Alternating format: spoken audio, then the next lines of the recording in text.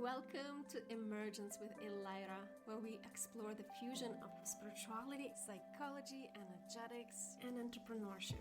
I'm Elira Tichkuti, your guide on this journey into unfolding new, conscious, heart-based business paradigm and our own emergence through that.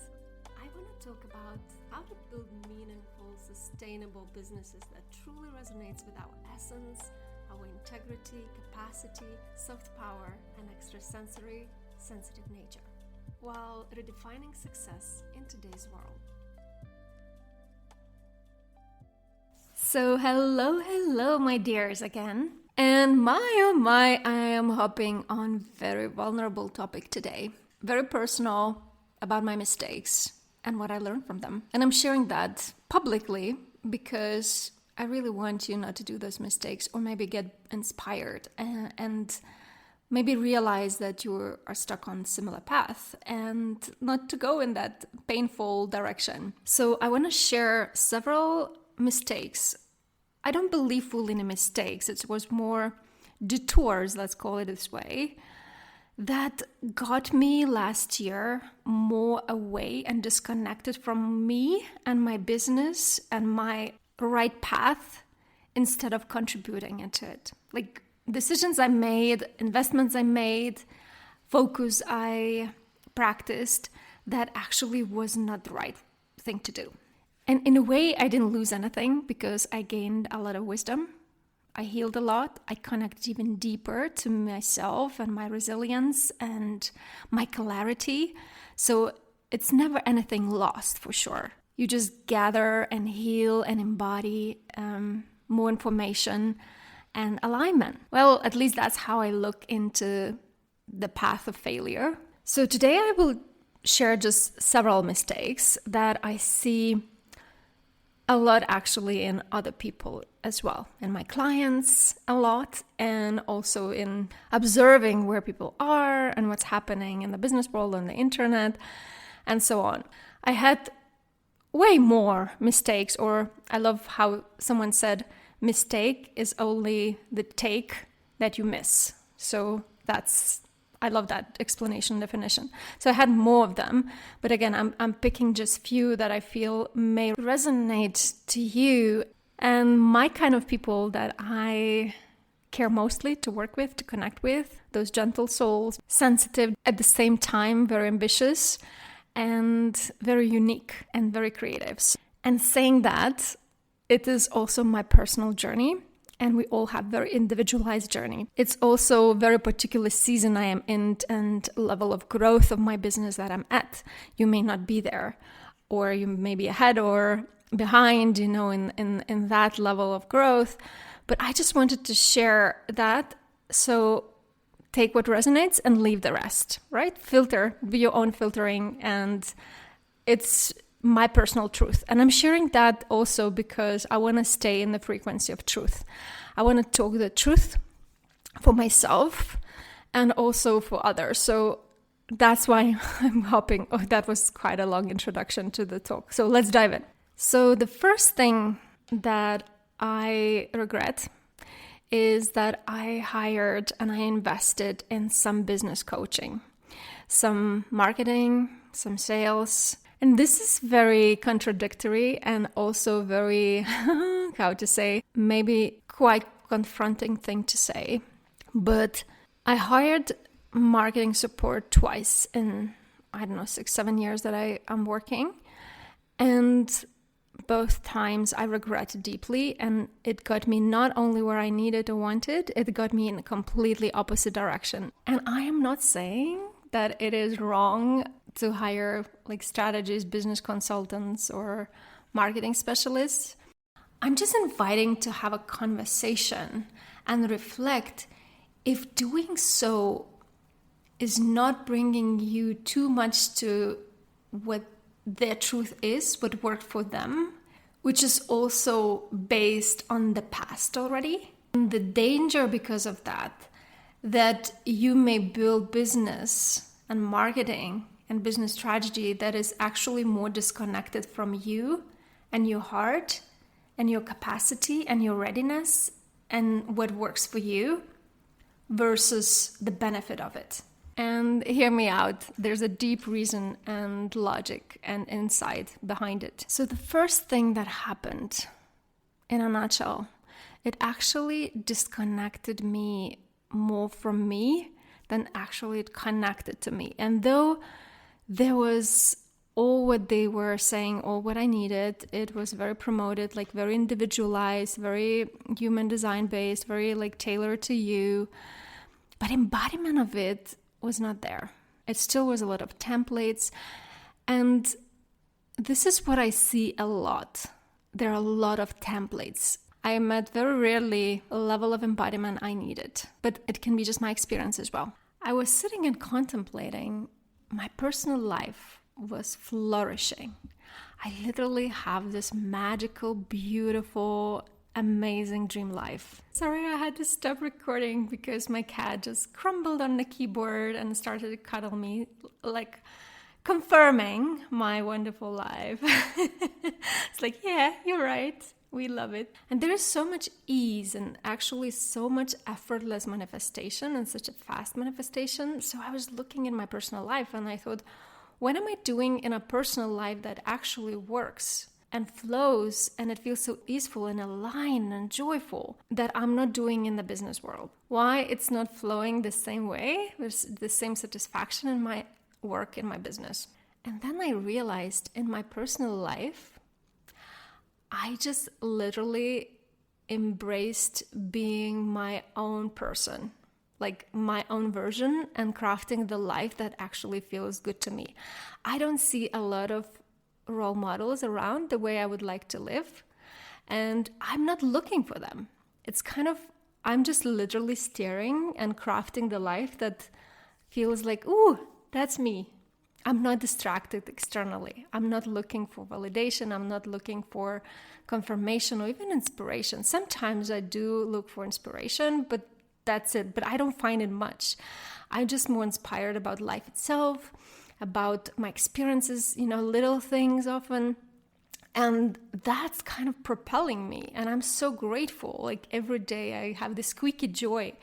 Like, oh my gosh, my life is so amazing. And what happened with the business, I started to look and listen a little bit too much externally instead of like really deep listening inside, and really embracing and realizing that I am just a unicorn in so many ways. Like my life is not typical at all. My personal relationships are not typical at all. Like I am not status quo in anything.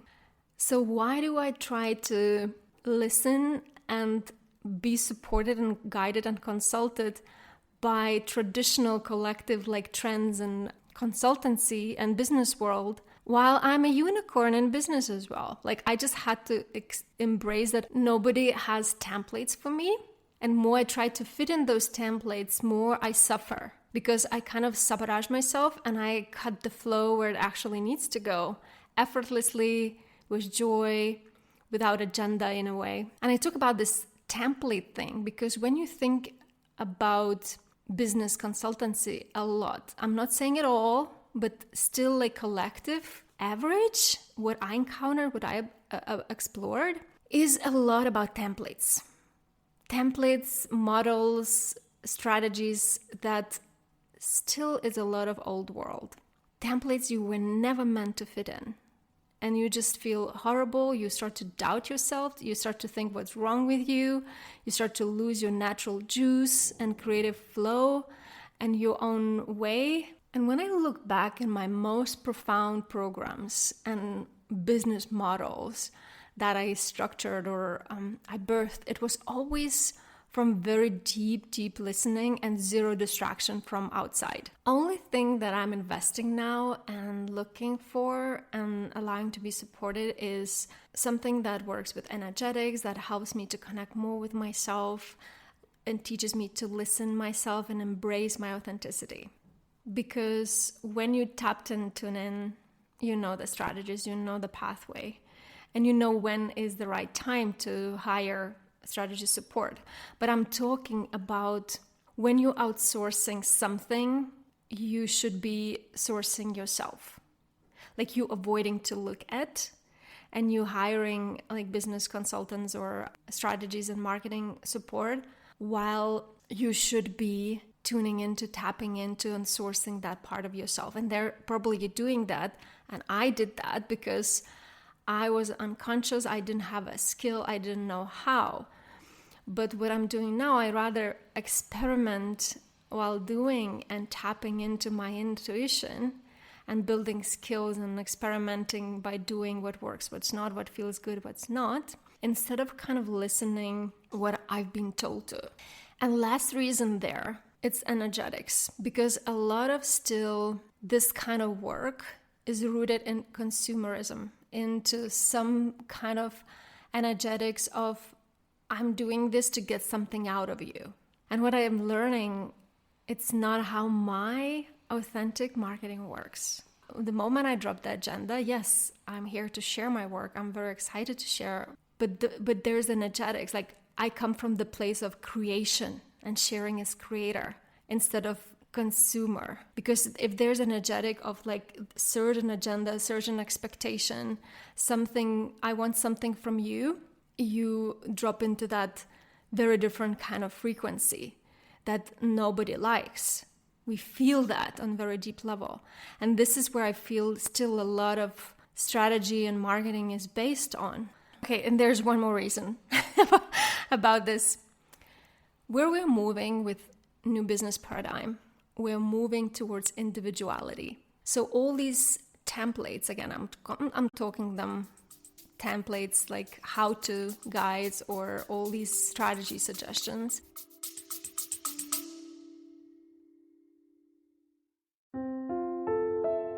I believe your sustainable, lasting business success cannot be built without proper foundations of you. Especially if you have heart-based business, it can be just as strong, aligned, and thriving as you are. As your capacity to hold and embody yourself, your creativity, your vision, and your potential. And also your ability to be daring, to embrace and lead from your truth, your guidance, your rebellious soul, and your extrasensory heart, to become and be the person you want to work with.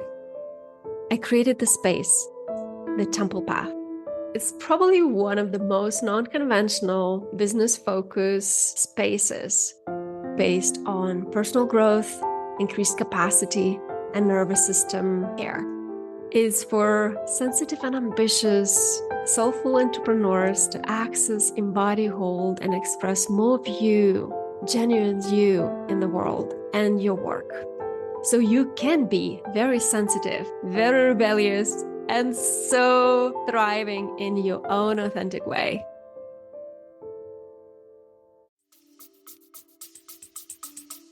They are still functioning on this one size fits all. There's like one cookie cutter that nails it, that works. This is the answer.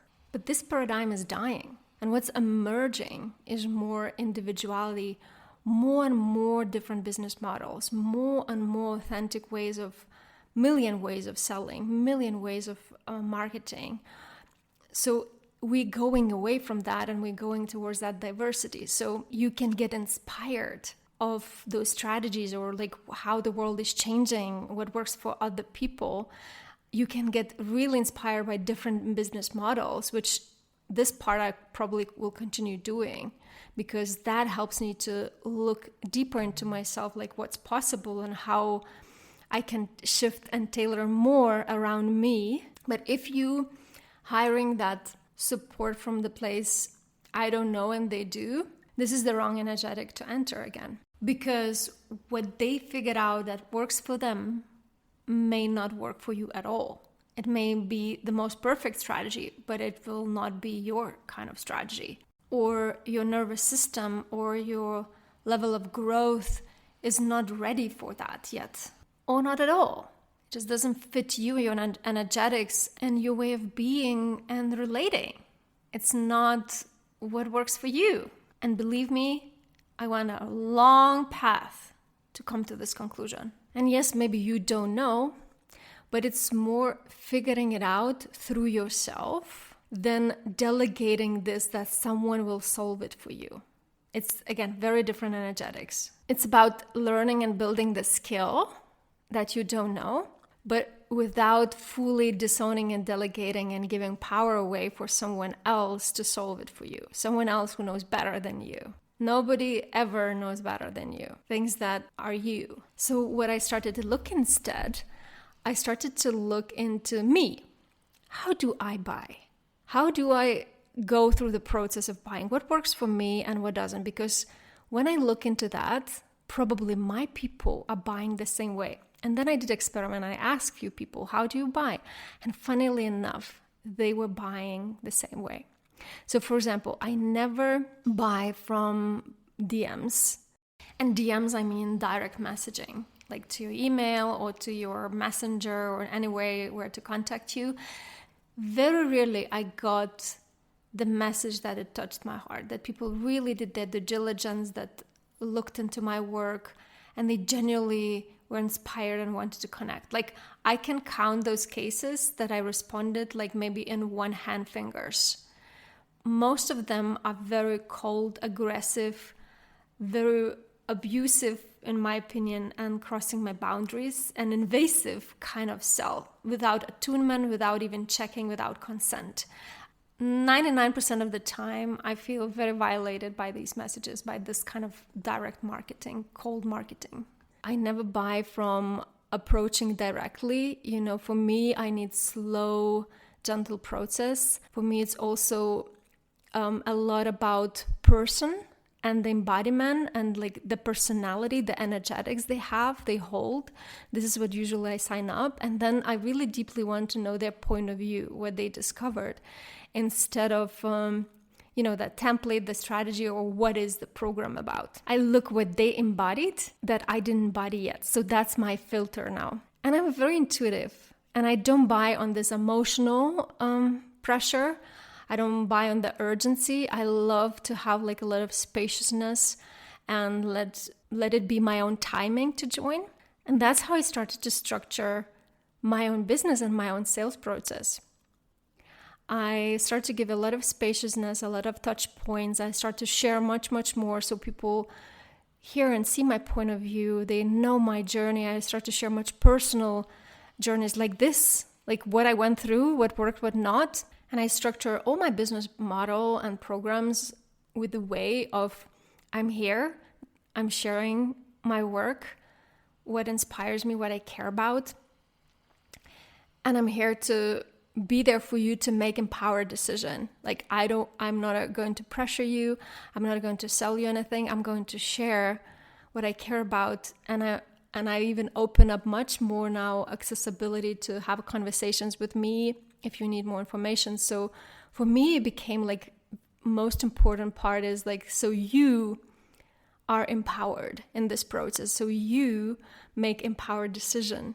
So you have enough touch points, enough information, enough spaciousness of time to arrive and decide like, okay, I choose you.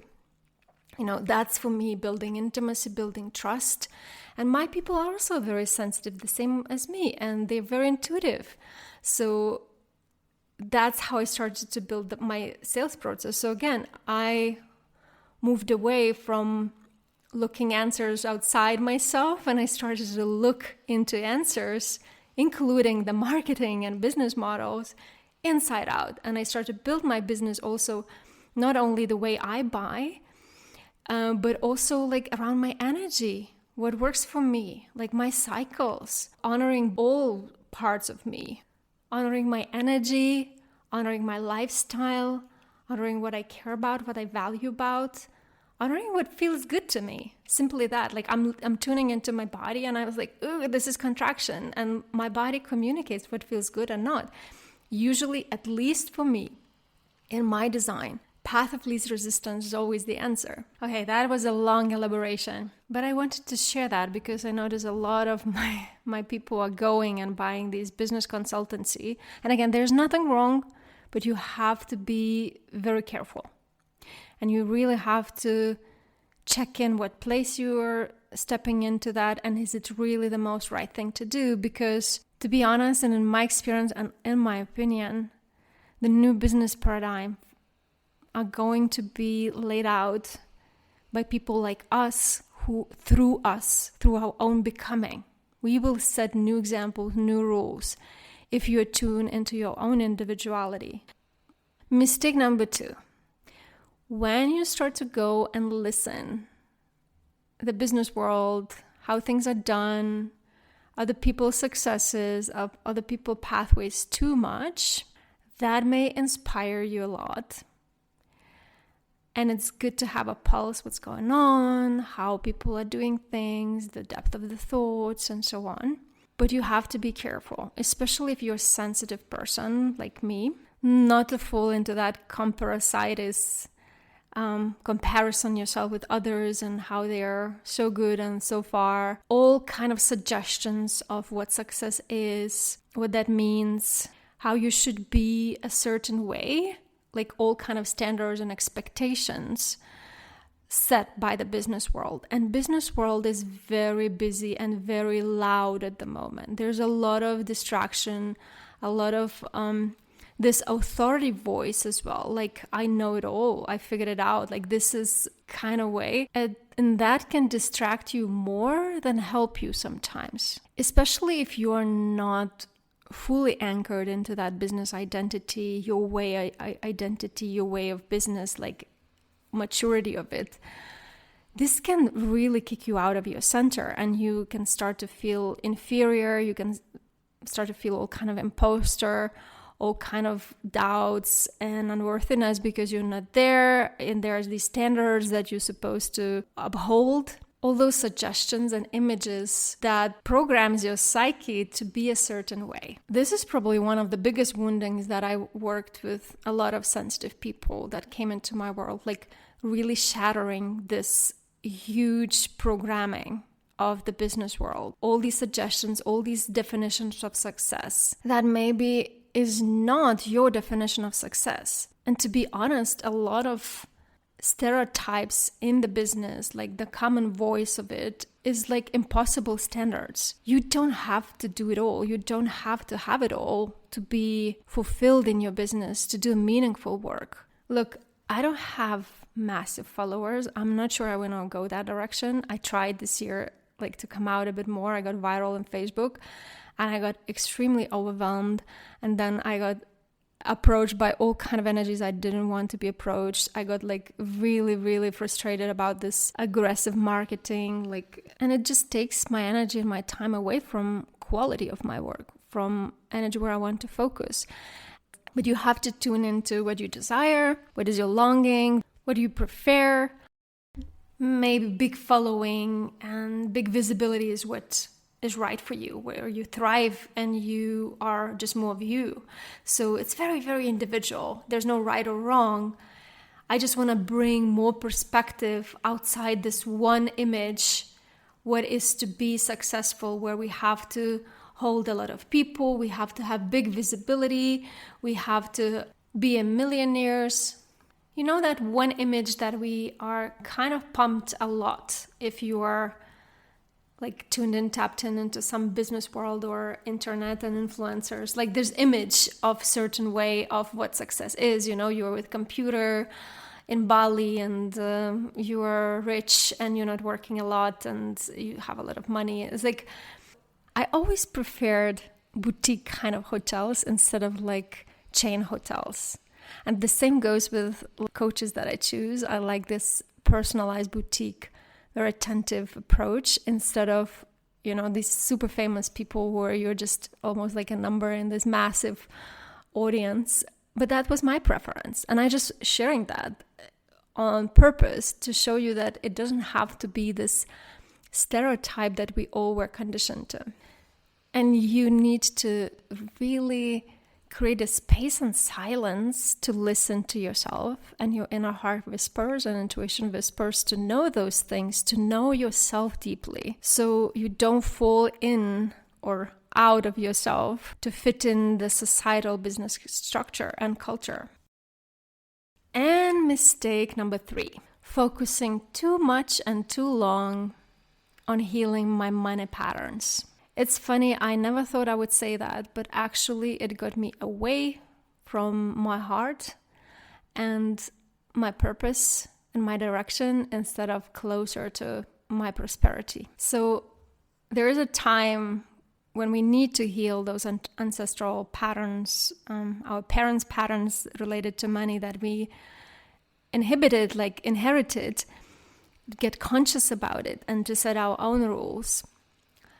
But then at a certain point, I went through all kind of manifestation, energetics of money and attracting and increasing money capacity thing. And I invested in it because I do talk about money capacity in my 8 capacities course. So I really wanted to explore this topic very deeply.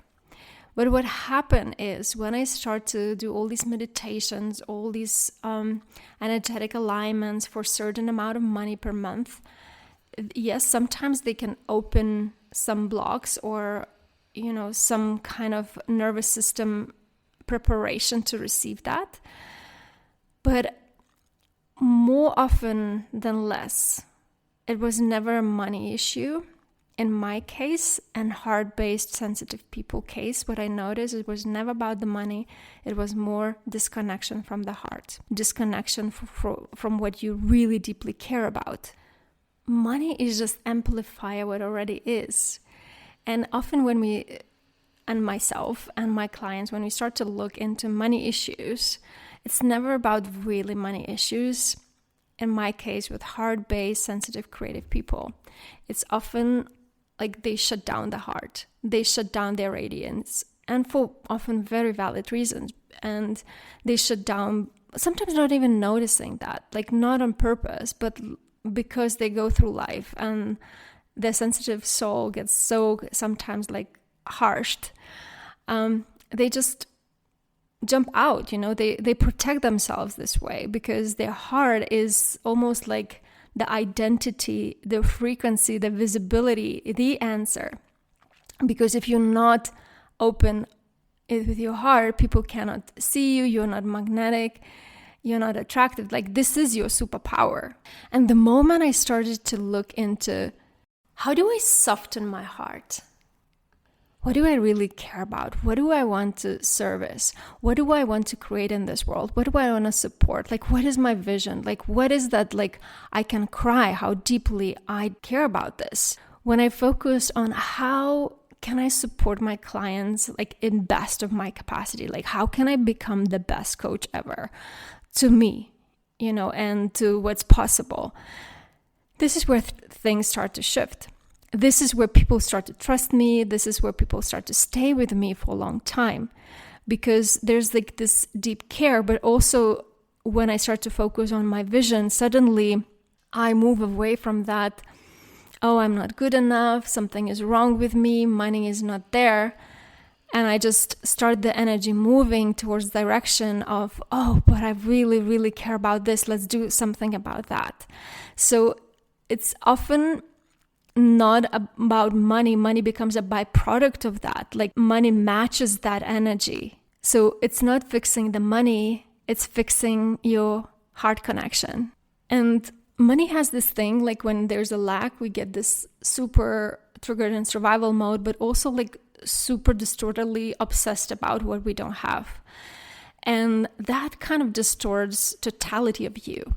That distorts your like what's possible and actually much bigger picture, who you already became, what you already have.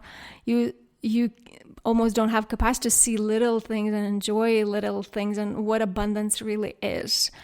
So this is where I dropped working on the money and I start working on to my vision and my mission and my legacy. Like, what do I really care about? Money now for me is just a pointer that there is some sort of disconnection inside. The relation with money now is more, again, connected to myself and my values. How do I want to spend what I want to support? What's important to me? what I say yes to, what I say no, how do I spend, how do I receive, how do I hold money. It's more like practicing the skill set, learning to hold money, to invest money, to receive money, to manage money. That's the skill, especially as women, we were never allowed to do that. So it's like a new skill we have to learn. But that goes with everything else, like same way as like we're learning to tailor the business our way.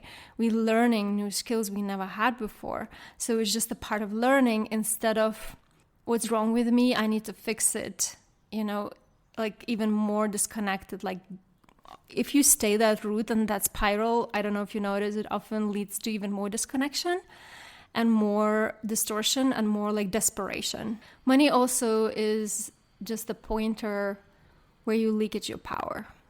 Do you delegate your power or disown your power? It can be a mirror. It's not always the case. Money is a very multifaceted topic, like octopus with the 20 legs, but I'm just sharing overall that often is not the money issue. It's some sort of disconnecting from your own power and your heart issue. But again, all these mistakes, all these detours, takes that I missed, I gained so much wisdom, and I got at the end more connected to myself and my truth and my conviction and my confidence, and also like really what do I care about?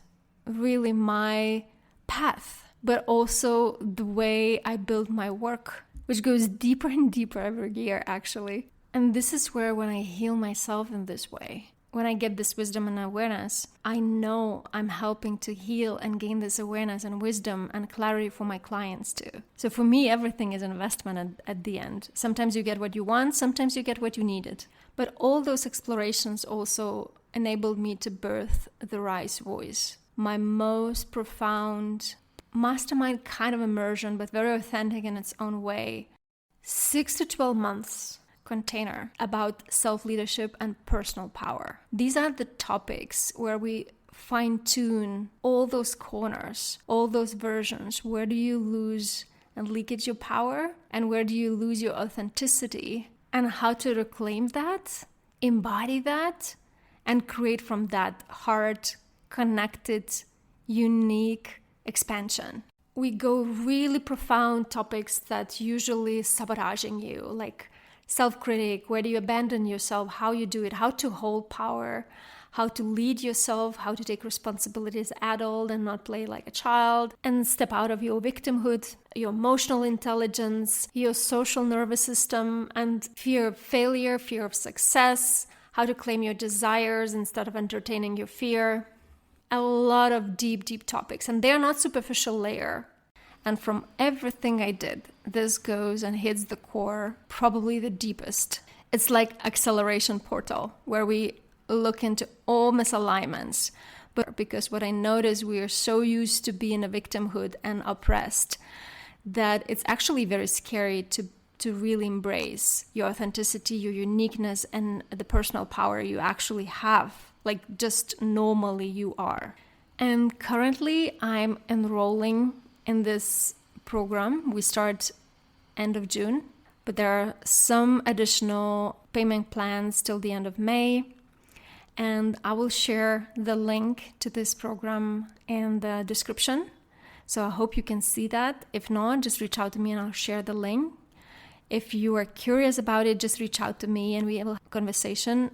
I offer free alignment call for that. You can join this program in 2 tiers, 2 different levels of support. For second tier, where you get like most exclusive support, I really do only invites because I want it to be right place for you and me. It's a very intimate journey, really very intimate journey. We go to places and it's important that feels right for both of us because it's also a longer journey. It's a program I do once a year. So it's like very special timing to join. And if you're listening to this a bit later, when this active enrollment is over, I recommend you to check the website and subscribe for the waiting list because I will keep enhancing this program.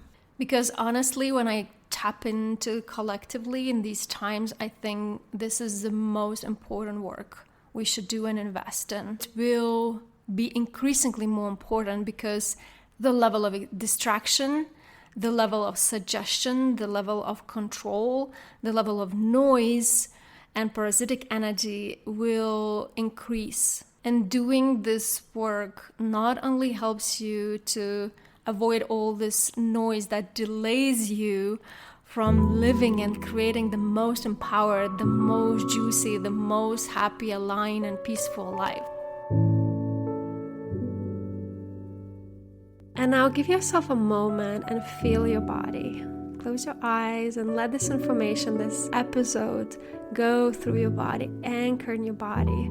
Let it feel how it touches you and what sensations it brings up.